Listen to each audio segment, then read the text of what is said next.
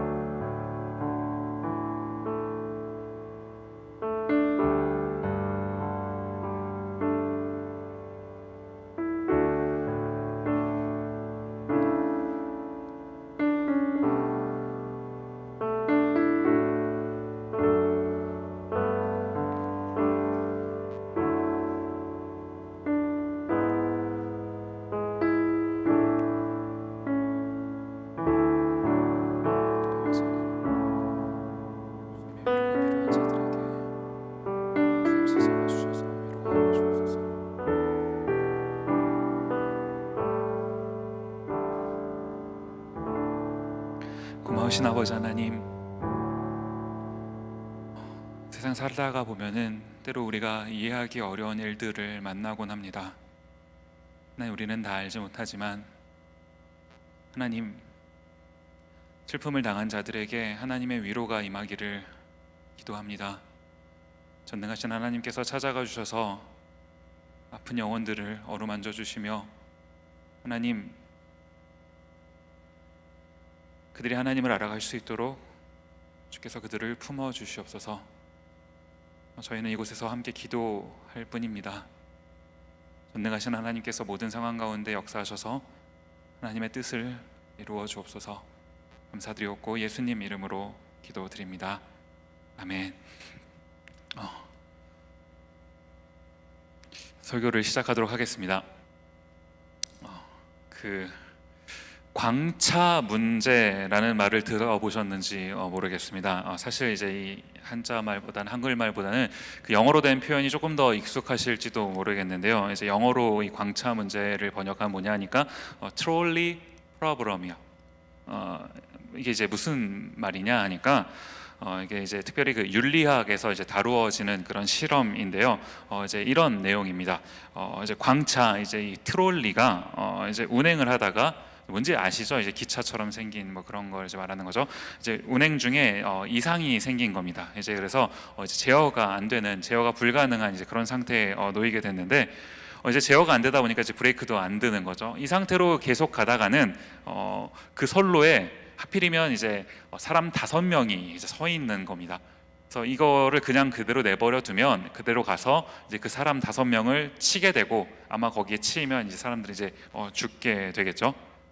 그런데 이제 그때 그 타이밍에 어떤 한 사람이 그 전철기 옆에 이제 서 있었던 겁니다. 이 전철기가 이제 뭐냐고 하니까 다른 말로 바꾸면 그 선로 전환기요. 왜 그 기차 보면은 기차는 이제 한 길로밖에 못 가니까요. 그 양갈래 길을 가다 보면은 이걸 이렇게 해가지고 길을 이쪽으로 가느냐 이쪽으로 가느냐 이렇게 옮겨주는 그거 있지 않습니까? 이제 이거를 전철기라고 하는 건데 이제 이거를 당기면 이 트롤리가 일로 가다가 이제 이쪽으로 방향을 바꿔서 이쪽으로 갈 수 있게 된다는 거죠. 문제는 그 바꾸는 다른 철로에도 사람 한 명이 서 있다라는 겁니다. 우리가 여기서 갈등을 하게 되는 거죠. 5명을 살리기 위해 한 명을 희생하고서라도 이 전철기를 이렇게 당겨서 이 선로를 바꿔야 하는 건지, 아니면 이제 그 한 명도 소중한 목숨이니까요. 그 한 명을 죽일 수 없으니 그냥 이대로 두어서 5명이 치이게끔 둬야 하는지요. 그냥 그렇게 두면 5명이 죽게 될 텐데요. 이제 이런 상황 가운데 놓였을 때 우리는 이것을 이제 딜레마에 빠졌다라고 이야기를 합니다. 사실 이런 일들은요, 우리가 살면서 안 만났으면 좋겠어요. 우리 그 리더십에 있었던 분들 한 지지난 학기 LT였나요? 제가 그 기차길에서 이게 하는 그 영화를 보여드렸던 걸로 기억을 하는데, 그랬던 것처럼 이제 우리가 아들을 살리기 위해서 이거를 안 내려야 되는 건지, 아들을 죽이고서라도 사람들을 살려야 되는 건지, 이런 영화가 또 있었거든요. 사실 우리가 이런 일들은 좀 안 접했으면 좋겠는 게 사실 솔직한 마음입니다. 그런데 때로는 이제 이런 그 딜레마에 빠지는 상황들을 우리가 이제 만나게 되기도 하는 것 아니겠습니까? 가벼운 예를 들면요, 방금적인 얘기는 좀 극단적인 예이긴 하였지만 가벼운 예를 들자면 이런 것도 있습니다. 이제 우리 디모데는 이제 특별히 대부분 라이드를 받아서 이제 교회를 오는 이제 그런 시스템 속에서 이제 운영이 됩니다. 그 라이드를 이제 제공을 하다가 보면 이제 꼭 이런 사람이 있죠. 늦는 사람들이요. 꼭 늦는 사람들이 한 명씩 있습니다. 이제 라이드를 짜보신 분들, 해보주신 분들은 벌써 고개를 막 끄덕이시는데, 이제 그 늦는 그 한 명이요, 그 한 명을 버리면 우리가 예배 시간에 맞춰서 올 수 있습니다. 특히 이제 이 저녁에는 좀 좀 덜한데, 특히 이제 주일 일부 때, 우리 디모데는 주일 일부를 많이 오잖아요. 주일 일부 때 이제 그 아침 시간이다 보니까 사실 일찍 일어나는 게 쉬운 일은 아니에요. 그때 이제 일찍 오면 그 늦은 사람들을 버리고 일찍 오면 이 엘리에셀 찬양팀이 찬양을 인도하는 이 찬양을 함께 드릴 수 있는 이런 은혜가 우리에게 주어지는 것 아닙니까? 가끔 이제 운이 좋은 날에는 그 우리 이제 은기 형제가 찬양을 인도하는 이런 것들도 볼 수 있고 얼마나 좋습니까? 이제 일찍 오면 이런 일이 있어요. 늦게 오면 그 사람이 찬양 인도했는지도 모르고 지나가는 이런 일이 발생을 하게 되는 거죠. 그런데 우리가 그 한 명을 버릴 수가 사실 없잖아요. 그럼 그 한 명을 못 버리면 어떻게 됩니까? 나머지 4명이 싸그리 다 이제 예배에 늦는 이제 이런 상황이 발생한다라는 겁니다. 이제 이런 딜레마도 있고요. 조금 더 이제 어려운 그런 딜레마도 있는데, 요즘 젊으신 분들은 이거 안 보셨을 가능성이 크긴 한데, 라이언 일병 구하기 이런 이제 영화가 있죠. 너무 오래된 영화인가요? 이거 보면은 그 라이언이라고 하는 일병을 구하는 일, 한 사람의 생명을 구하는 일 굉장히 소중한 일이죠. 그런데 뭡니까? 그 한 명을 구하자고 나머지 그 한 소대가 다 희생을 해야 되는 이런 상황이요. 이런 상황 가운데서 이렇게까지 해서 저 한 사람을 구하는 게 과연 맞는 것인가? 이렇게 질문한다면 사실 어떤 게 더 맞고 그르냐? 이거를 논하기가 참 쉽지 않은 그런 문제 아니겠습니까? 우리가 살면서 이제 이런 딜레마의 상황에 놓이게 될 때가 많이 있더라는 겁니다. 좋은 것을 선택하고 싶은 마음, 저나 여러분이나 다 마찬가지일 거라고 생각을 해요. 내가 내 선택하는 이 일로 인해서 내가 행복했으면 좋겠고, 더불어 뭡니까? 기왕이면 좀 다른 사람까지 함께 행복할 수 있는 이런 이제 일을 한다면 얼마나 좋은 일이겠습니까? 문제가 뭐냐 하니까요, 우리는 잘 모른다는 겁니다. 내가 지금 하는 선택이 어떤 게 더 좋은 선택인지 잘 모른다라는 거죠. 심지어 어떤 게 더 좋은지 모를 뿐만 아니라 어떤 게 더 옳은 선택인지도 모를 때가 많다라는 겁니다. 그런가 하면 좀 더 행복해지고 싶어서 이제 이렇게 저렇게 막 노력을 하고 살아가는데, 사실은 내가 하는 선택과 이 노력 속에서 뭐가 더 행복인지, 뭐가 더 좋은 건지 사실 그것도 모르고 살아갈 때가 우리는 많은 거예요. 제가 이번 학기 이제 여름 학기가 오늘로 이제 디모데가 여름 학기가 시작이 되는데요. 이 여름 학기를 준비하면서 사실 이번 여름 학기 동안 우리 이제 디모데 지체들하고 어떤 책을 좀 공부를 하면 좋을까 이제 계속 준비를 하고 이제 생각을 했습니다.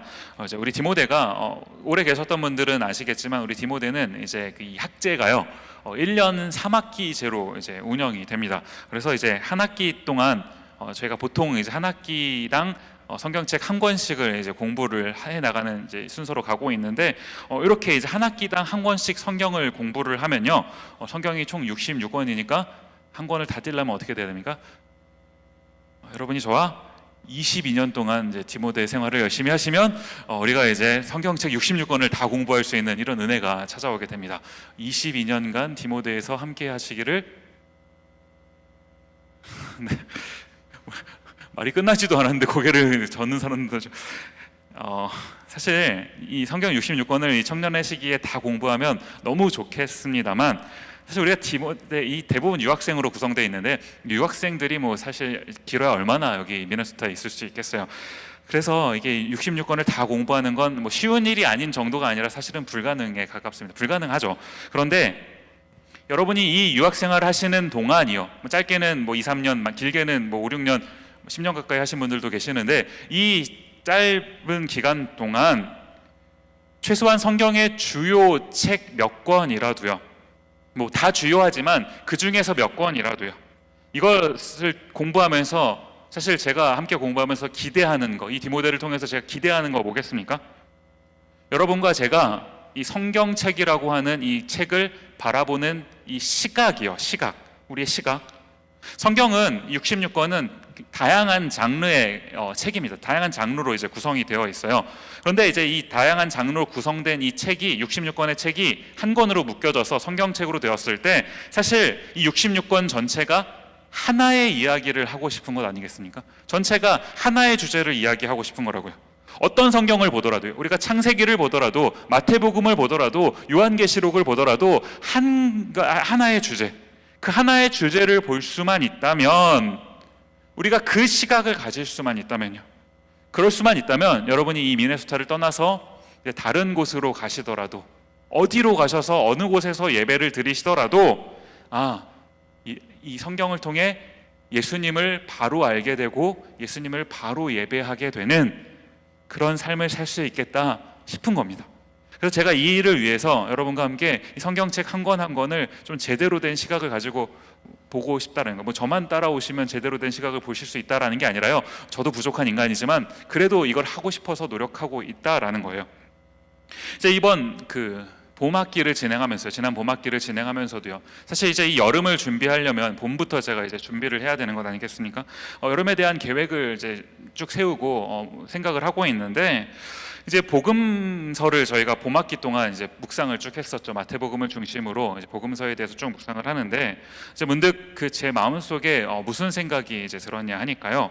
이제 우리가 그 봄학기 동안 그 예수님의 그 행적, 특별히 기적에 관한 그 예수님의 행적을 쭉 살펴봤는데 이제 예수님께서 행하신 어떤 그 기적에 관해서는 그래도 이제 한 학기 동안 열심히 우리가 살펴봤습니다.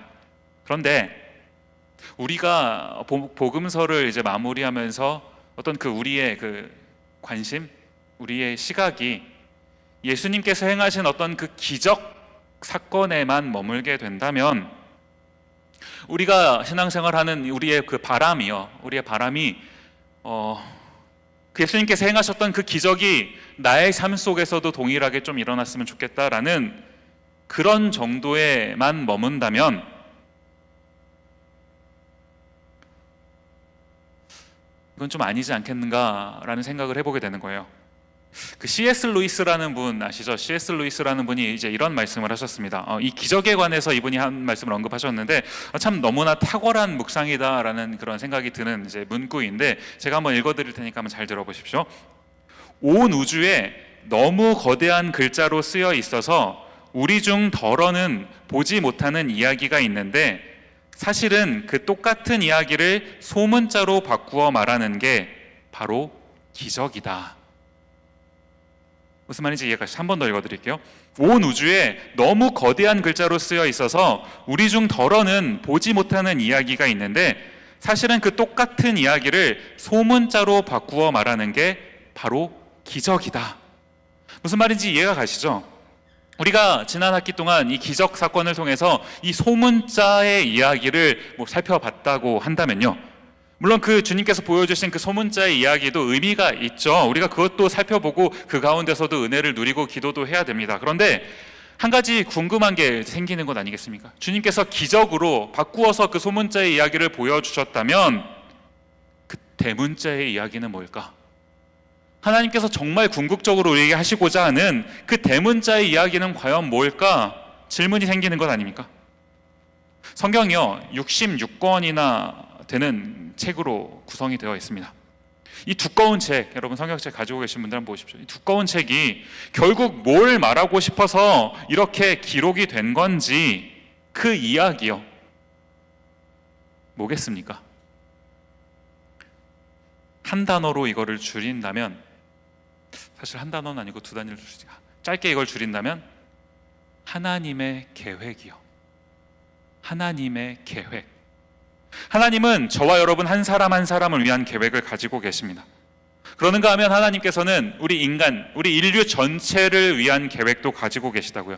하나님의 이 계획이요, 이걸 이제 우리가 다른 말로 바꾸어 말하면 앞에 써 있는 구원이요. 구원. 우리가 이 여름 동안에 이 구원, 그리고 하나님의 계획이라는 이제 주제에 관해서 살펴보는 시간을 조금 가지려고 하는 겁니다. 제가 오늘 그 설교를 시작하면서 이제 이 딜레마에 관한 이야기로 이제 설교를 열었던 것 아니겠습니까?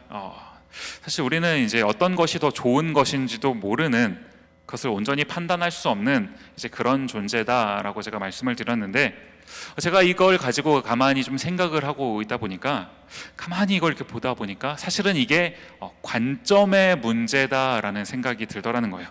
이게 무슨 말이냐 하니까요, 우리는 우리의 눈높이로 이것을 보고 있기 때문에 이제 종종 딜레마에 빠지게 된다라는 겁니다. 어떤 게 더 좋은 건지 몰라요. 내 눈으로 그것을 보고 있기 때문에요. 그런데 만약에 우리가 조금 더 전체를 볼 수 있는, 아니면 조금 더 미래를 볼 수 있는 이런 관점을 우리가 가지게 된다면, 그럼 어떻게 되겠습니까? 그 여름이 이제 시작이 됐어요. 오늘부터 본격적인 여름이 좀 된 것 같은데, 그 여름이 되면서 이제 좀 옷이 짧아지고 뭐 이렇게 하다 보니까 뭐 이렇게 저도 그렇고, 작년에 제가 그랬었는데, 다이어트 하시는 분들 계실지 모르겠어요, 이 가운데.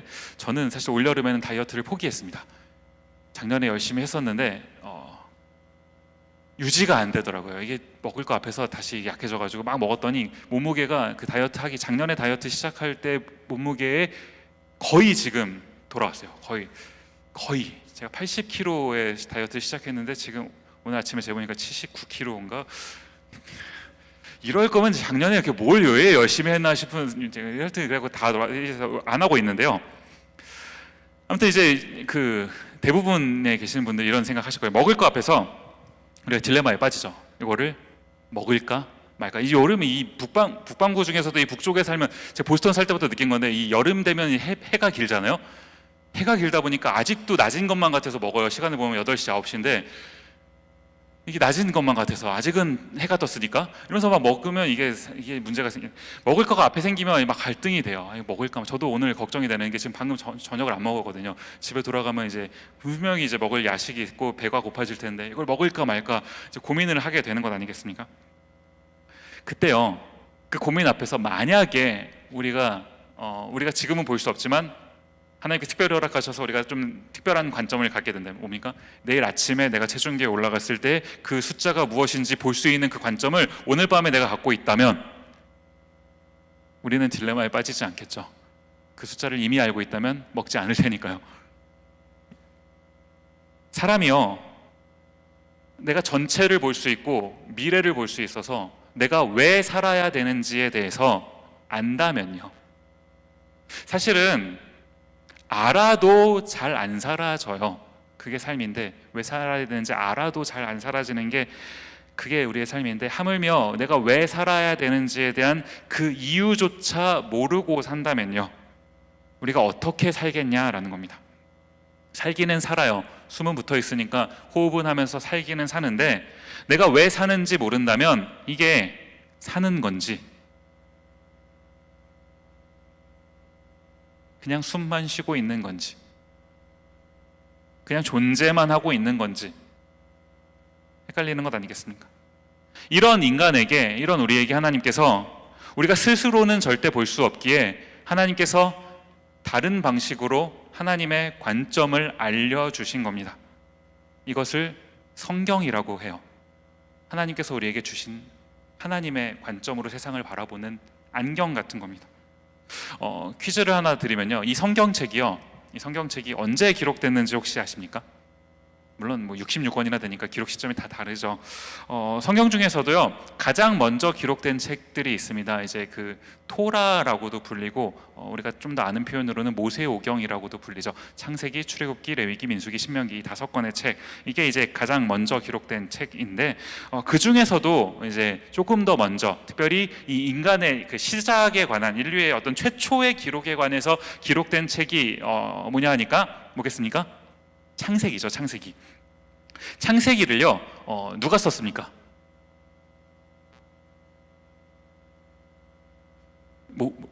누가가 안 썼습니다. 창세기는 누가가 안 썼어요. 창세기는 모세가 썼죠. 모세오경이니까요. 모세가 썼습니다. 그럼 이 모세가 창세기를 기록할 때 언제 기록했을까요?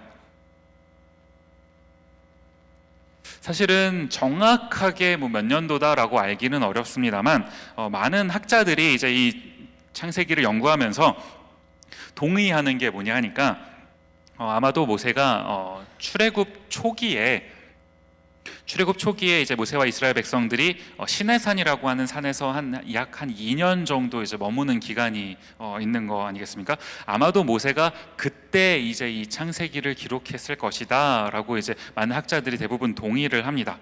저는 이런 관점으로 이것을 본다면요, 하나님께서 이 창세기를 기록하게 하신 이 시점이요, 타이밍, 이것이 정말 의미가 있고 중요하다라는 생각을 하는데요.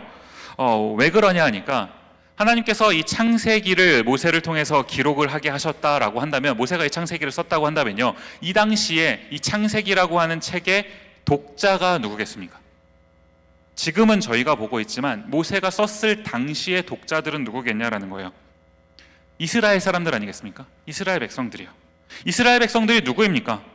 지금 제가 모세가 창세기를 쓴 시점이 출애굽 초기다라고 말씀을 드렸어요. 그럼 출애굽 초기면 이제 애굽에서 나온 지 얼마 안 된 시점이라고 하는 건데 이 이스라엘 백성들이 이 시점에 어떤 존재냐면 고작 얼마 전까지만 해도 애굽이라고 하는 나라에서 노예로, 이집트라고 하는 나라에서 노예로 살던 사람들이다라는 거예요. 이게 이제 당시 이 이스라엘 사람들이다라는 겁니다. 이 당시에 이 애굽, 이집트는요, 이 바로라고 하죠. 성경에는 바로라고 되어 있는데 파라오요. 이 바로라고 하는 왕, 사실 이게 왕이라고 말하기도 조금 거시기한 게 이게 그 왕 정도가 아니에요. 당시 파라오는 거의 신에 가까운, 그 신과 같은 존재로 여겨지던 그런 사람 아니겠습니까? 그 바로 왕의 통치 아래서 400년, 약 400년을 살던 사람들, 노예로 살던 사람들이요, 이게 이스라엘 사람들이다라는 겁니다. 이게 이스라엘의 현실이에요. 그런 현실 속에서 살았던 이스라엘 백성들인데 그런 사람들이 노예로 살면서 아침에 일어나면 밥 먹고 일하고 밥 먹고 일하고 밥 먹고 일하다가 자는 거, 그게 날마다의 현실인 사람들인데 그런 사람들이 무슨 생각을 할 수 있겠어요? 그 군대 갔다 오신 형제들 기억나시죠? 우리 가서 군대 가서 작업하면 생각 같은 거 안 해요. 그냥 일하고 밥 먹고 일하고 밥 먹고 일하고 밥 먹고 자죠. 생각 같은 거는 잘 안 하게 되는, 이게 노예로 살면 오죽하겠습니까? 노예로 살아보지 않았기 때문에 우리가 잘 모르겠지만 상상을 한번 해본다면요, 생각을 할 겨를이 없겠죠. 그냥 이게 사는 건지 마는 건지, 호흡이 붙어 있기는 한데 그냥 하루하루 그냥 존재는 하는데 이게 도대체 사는 게 사는 건지 싶은 존재, 그게 노예들 아닙니까? 그러던 이스라엘 백성들에게 어느 날 하나님께서 일을 하시기 시작하셨다고요. 우리가 작년 가을 학기 때 사실 이 출애굽기 부분을 살펴봤었는데, 하나님께서 이제 모세를 붙드셔서 이스라엘 백성들을 출애굽시키시는, 이제 이집트 밖으로 꺼내주시는 이 놀라운 이야기를 시작하신 것 아닙니까? 그렇게 하고 나서 얼마 되지 않은 시점이라는 겁니다. 그렇게 나온 지, 그렇게 이집트에서 나온 지 얼마 되지 않은 시점이요. 하나님께서 이 창세기를 그 시점에 기록하게 하셨다라는 겁니다. 이 창세기가요, 우리나라로 말로는 이제 창세기라고 이제 번역이 되어 있는데, 사실은 이제 이게 그 영어로 보시면 창세기가 영어 제목이 뭡니까? 제네시스라고 하죠. 자동차 이름이랑도 똑같은데, 제네시스라고 해요.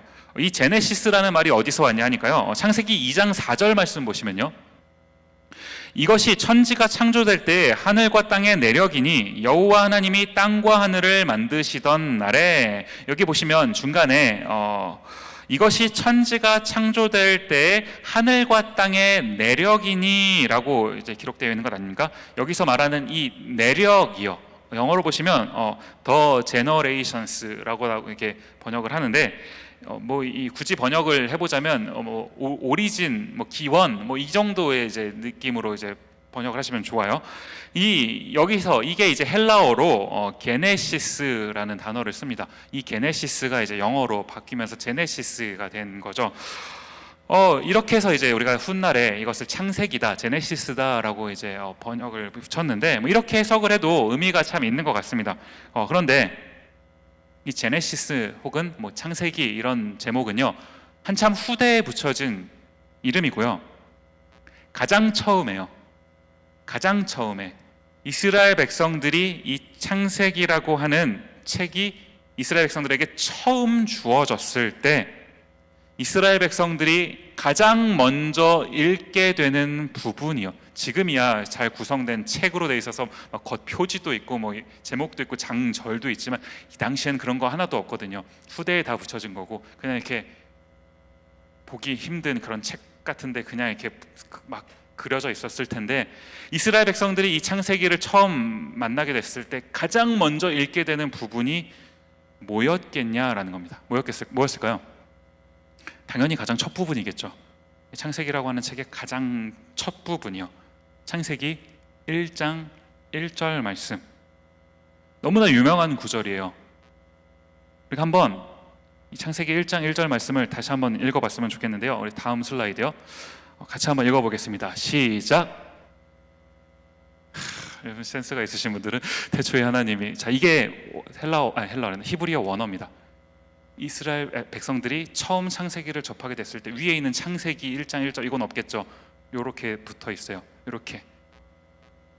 사실 이게요, 지금 우리가 봤으니까 컴퓨터 폰트로 이렇게 해놨으니까 굉장히 그나마 깔끔한 게 이 정도입니다. 이거를 이렇게 사람들이 손으로 쓴 걸 보면 거의 지렁이에 가까운 그런 해괴한 문자죠. 이게 이제 히브리어입니다. 구약 성경에 기록되어 있는 히브리어요. 히브리어는 제가 여러 번 말씀을 드렸지만 오른쪽부터 왼쪽으로 읽는 겁니다. 오른쪽. 그래서 제가 여기다 점점을 붙여놨어요. 좀 이렇게 보시라고. 오른쪽부터 왼쪽으로 읽어 나가는 겁니다. 그러면 이스라엘 백성들이 가장 먼저 접하게 됐을 단어는 여러분 보시기에 가장 오른쪽에 있는 저 단어예요. 이제 막 출애굽한 이스라엘 백성들에게 하나님께서 하나님의 말씀을 주시면서 가장 첫 번째로 주셨던 저 말 뭡니까? 우리가 창세기 1장 1절 정도는요, 사실 좀 교회를 다니신 분들이라면 원어로도 이거는 좀 한번 읽어보셔도 좋겠다 싶은데, 사실 이게 풀 센텐스는 아닙니다. 1장 1절에 다는 아니고 제가 조금 잘랐는데, 그래서 점점을 했는데, 요거 앞에 세 음절 정도는 여러분이 조금 기억하셔도 좋을 것 같은데요. 오른쪽부터 세 개죠. 띄어쓰기 제가 중간에 해놨으니까요. 하나 둘 세 음절인데, 이거 어떻게 읽냐 하면 한번 해볼까요? 베레시트 바라 엘로힘 한번 해봅시다. 시작. 베레시트 바라 엘로힘. 엘로힘은 많이 들어봤죠. 베레시트 바라 엘로힘. 베레시트 바라 엘로힘. 베레시트 태초에, 바라 창조하셨다, 엘로힘 하나님이, 이제 이런 말입니다. 이스라엘 백성들이 이것을 가장 접하게 됐을 때 제일 먼저 첫 번째로 만난 단어가 뭐라고요? 베레시트. 뭡니까? 태초에, 영어로 하면 in the beginning. 지금 이게 뭘 말하는 거겠습니까? 이집트라고 하는 세상에서 하루하루 노예 생활을 하던 이스라엘 사람들이요, 그렇게 노예 생활을 그냥 하루하루 존재하는지 마는지 사는지 마는지도 모르고 살던 사람들에게 뭐 사실 과거가 뭐가 무슨 의미가 있으며 뭐 미래가 이들에게 어디 있겠습니까? 그냥 지금 내가 사는 이게 현실이고, 이 현실은 사실 사는 것도 사는 건지 마는 건지 모르겠는 그냥 그런 거요. 그런 존재들이, 그렇게 하루하루 살던 사람들이 무슨 나의 기원, 무슨 나의 오리진을 생각해보고 이런 뭐 태초에 뭐 이런 걸 어떻게 생각을 해보겠냐라는 거예요. 그것을 생각 안 해봤는데, 내가 나의 시작을 생각을 안 해봤는데 무슨 내 인생의 의미가 있으며 내 인생의 무슨 미래를 생각해 볼 수 있겠냐라는 것 아니겠습니까? 그렇게 살던 사람들이 이스라엘 백성들이에요. 노예로 살던 이스라엘 백성들. 그런 이스라엘 백성들에게 하나님께서 찾아가셔서 하나님의 말씀을 주시면서 가장 먼저 주셨던 말씀이요, 태초에 베레시트, 뭡니까?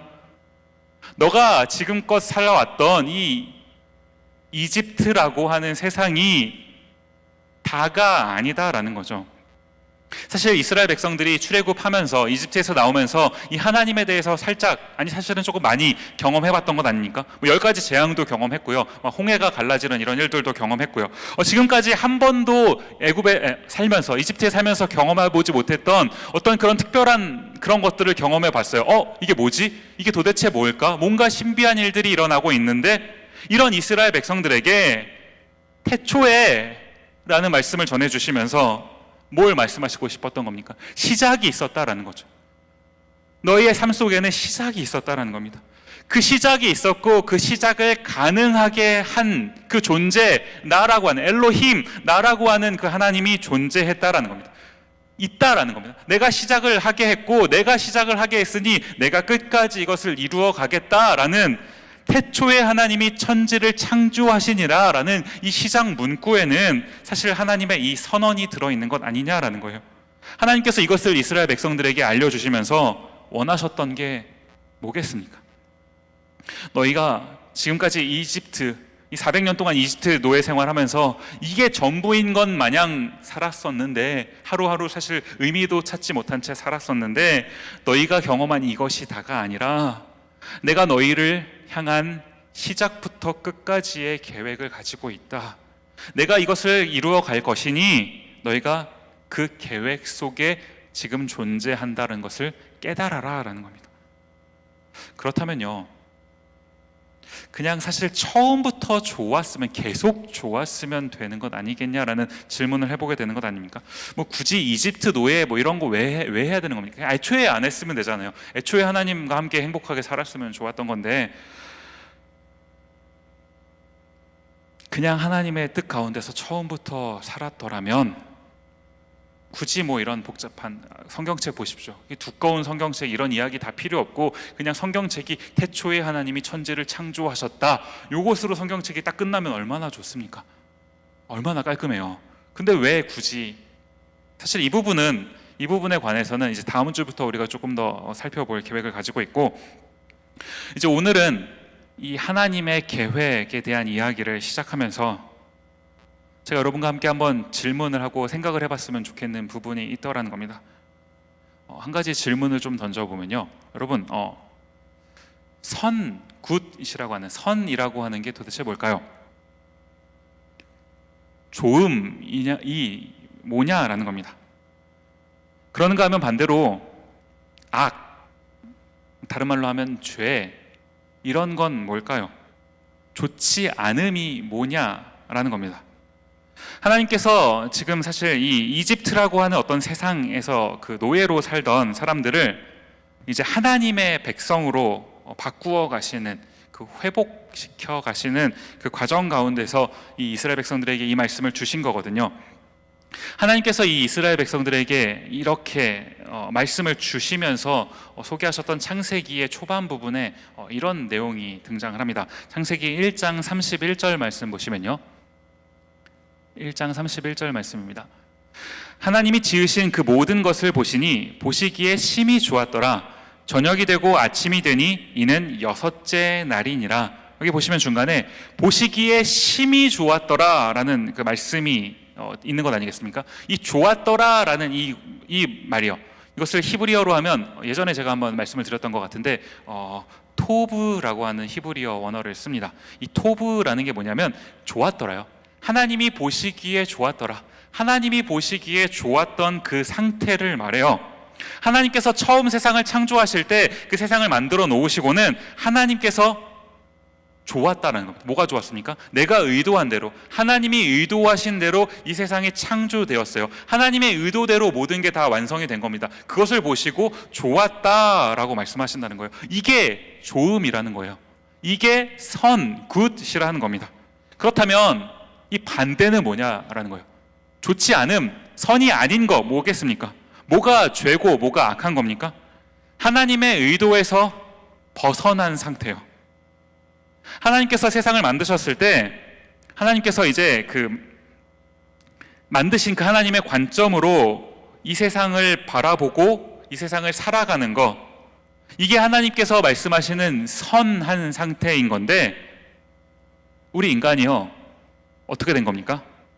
창세기 3장 5절 말씀으로 가서 보시면, 너희가 그것을 먹는 날에는 너희 눈이 밝아져 하나님과 같이 되어 선악을 알 줄 하나님이 아심이라.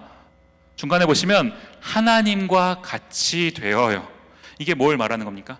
이제는 내가 이 세상을 바라볼 때 하나님의 관점으로 세상을 바라보는 것이 아니라 하나님과 같이 되어, 내가 하나님처럼 되어서 나의 관점으로 세상을 바라본다라는 것 아니겠습니까?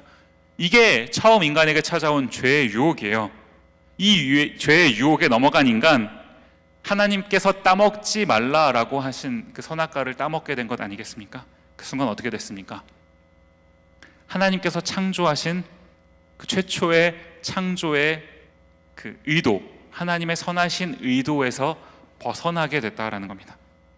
그 결과가 뭐냐면요, 창세기 5장 4절과 5절 말씀 보시면요, 아담은, 최초의 인간이죠, 아담은 셋을 낳은 후 800년을 지내며 자녀들을 낳았으며 그는 930세를 살고 죽었더라.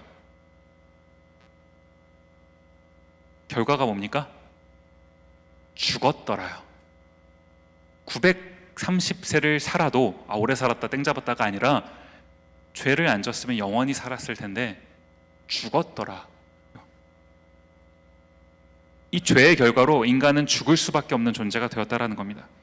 이 육신의 죽음을 경험했을 뿐만 아니라 아직 죽지 않았어도, 여러분과 저는 아직 육신의 죽음은 경험하지 못한 것 아니겠습니까? 아직은 살아있지만, 살아있는 건 살아있는 거지만 내가 온전히 선을 선택할 수 없는 상태예요. 좋은 것을 꿈꾸고 바라지만 그 좋은 것을 나 스스로는 가질 수 없는, 획득할 수 없는 존재예요. 이 세상 살아가면서 딜레마에 빠져서 도대체 무엇을 선택해야 될지 모르겠는 그런 어려운 상황 속에 놓이게 되는 그런 존재, 우리가 그렇게 된 것 아니겠냐라는 거예요. 이게 우리 인간이라는 겁니다. 죽었고 살아있어도 살아있는 것 같지 않은 인간이요.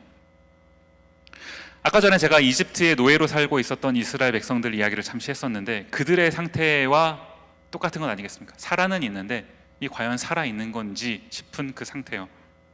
이런 우리를요, 하나님께서 하나님의 계획대로, 하나님께서 원래 의도하셨던 그 처음의 의도대로 다시금 돌이키시려고 하는 일, 이게 뭡니까? 구원, 그리고 하나님의 계획이다라는 겁니다. 이게 성경을 통해서 하나님께서 저와 여러분에게 알려주시고자 하는 중심 주제다라는 거예요. 이사야서 46장 10절 말씀에 보면 이런 말씀이 있습니다. 내가 시초부터 종말을 알리며 아직 이루지 아니한 일을 옛적부터 보이고 이르기를 나의 뜻이 설 것이니 내가 나의 모든 기뻐하는 것을 이루리라 하였노라. 시초부터 종말을 계획하셨던 하나님께서, 이 하나님께서 기뻐하시는 일, 원래 의도하셨던 일, 원래 계획하셨던 일, 그 일을 이루실 것이라는 사실, 성경을 통해서 이것을 이야기하고 있고, 올 여름에 저와 여러분이 하나님의 이 의도하신 바가 무엇인지를 살펴보는 것, 이것을 우리가 살펴보면서요, 우리가 궁극적으로 도달해야 될 그 결론 뭐겠습니까? 하나님이 나의 하나님이시고 내가 하나님의 백성이구나 라는 이 한 가지 사실이요. 우리가 올 여름에 이것을 함께 쭉 살펴보면서 이것을 경험하게 될 수 있는 그런 시간이 되었으면 좋겠습니다. 설교를 마무리하면서 함께 찬양을 했으면 좋겠는데요. 설교를 준비하는데 이 찬양에 사실 제목이 딱 떠올랐어요. 내 삶의 이유라 라는 찬양인데 뒤에 불을 조금 꺼주시겠습니까? 우리 함께 이 찬양을 고백할 때 한번 생각해 봤으면 좋겠어요. 내 삶의 이유가 무엇일까? 내가 존재하는 이유가 무엇일까? 내가 하루하루 살면서 숨도 쉬고 밥도 먹고 하루하루를 살아가는데 도대체 내 삶의 이유와 목적이 무엇일까? 우리가 살아요. 하루를 삽니다.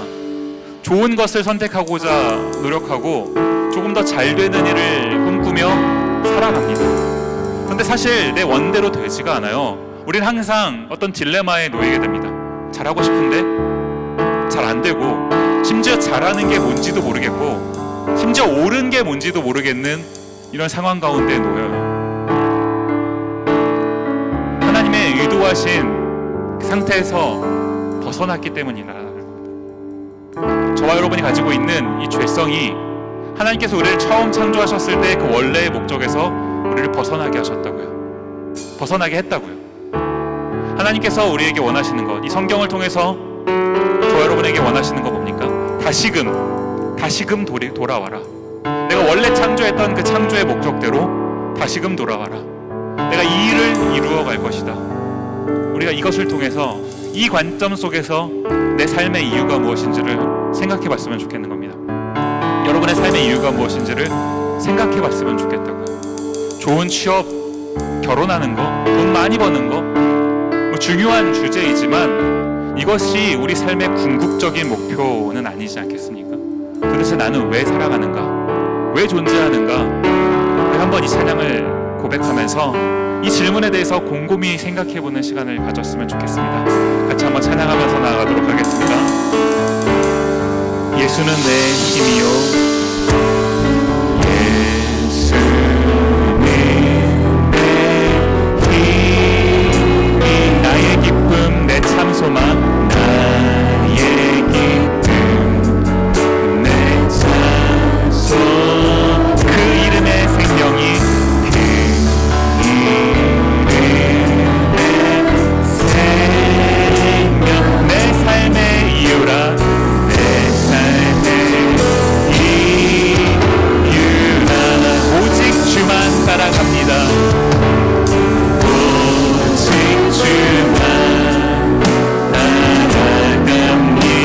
오직 주만 높임을 받으소서. 오직 주만 높임 받으소서. 내 평생에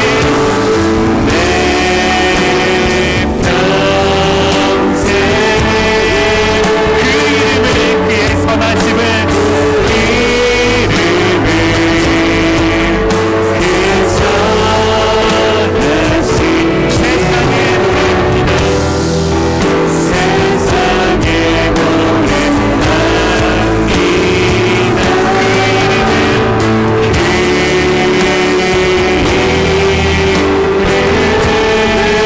크신 능력, 영원한 생명이,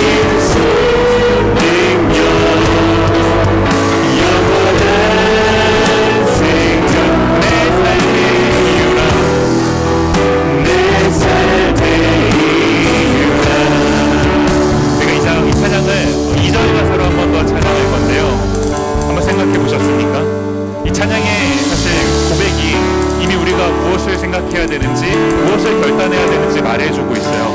내 삶의 이유가 무엇인지, 내 삶의 이유가 무엇인지. 2절 가사가 이렇게 고백합니다. 내가 사나 죽으나 그 이름을 위하여 내 모든 것 다 드리니 나를 받으소서. 이것이 우리 삶의 이유다라는 것 아니겠습니까? 내가 사나 죽으나 어떻게 살아가든지 하나님을 위하여 살아가는 것, 나를 구원하신 그 주님의 창조의 목적에 부합해서 살아가는 것, 이것이 나의 삶의 이유다라는 이 찬양의 가사의 고백이요. 우리 2절 가사로 한 번 더 찬양할 때 우리가 마음을 다해서 이 고백을 담아 보았으면 좋겠습니다. 같이 한 번 더 찬양하겠습니다. 내가 사나 죽으나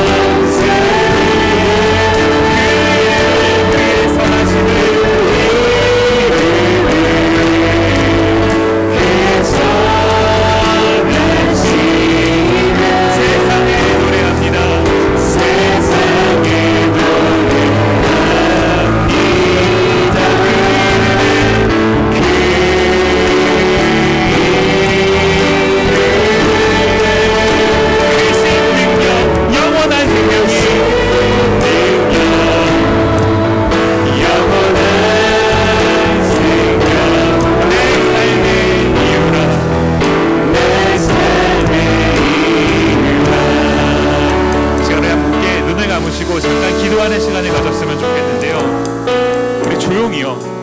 옆에 있는 분들 생각하지 마시고 조용히 한번 여러분 하나님께 기도하는 시간을 가졌으면 좋겠습니다. 오늘 들으셨던 말씀을 생각하시면서 또 우리 함께 불렀던 이 찬양을 기억하시면서요. 내 삶의 이유가 무엇일까?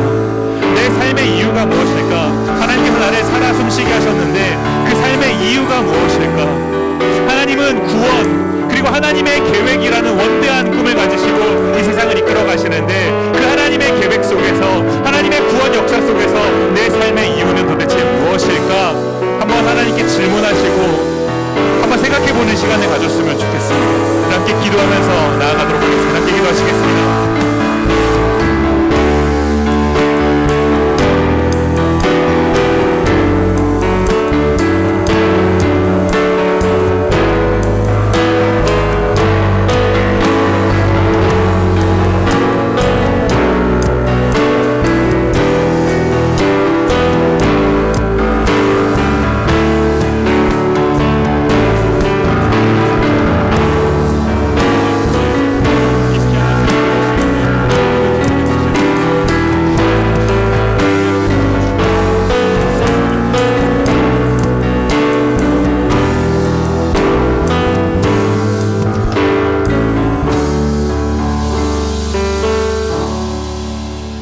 태초에 하나님이 천지를 창조하시니라.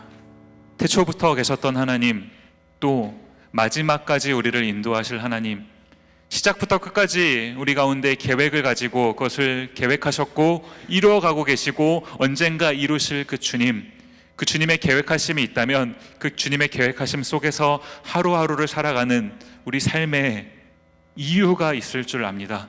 주님, 그것이 무엇인지 생각해보고 묵상해 볼 수 있는 우리 모두가 되게 하여 주옵소서. 하나님, 부족한 인간인데, 하나님 죄악된 인간인데 이것을 받아 누리기에 아무런 자격이 없는데 그럼에도 불구하고 우리를 선택하셨고 구원해 주시기 위해 그 하나님의 계획을 이루어 가시는 그 주님, 하나님, 이번 여름 동안 이 구원 그리고 하나님의 계획이라고 하는 주제를 함께 살펴볼 때 하나님께서 나를 향한, 우리를 향한 그 계획하심이 무엇인지 깊이 생각해 보게 하시고 그 하나님의 놀라운 계획 속에 그 크신 하나님의 은혜를 찬양하며 하나님 그 구원의 감격 속에 빠지는 우리 모두가 될 수 있도록 주여 은혜 가운데 함께하여 주시옵소서. 감사드렸고 예수님 이름으로 기도드립니다. 아멘.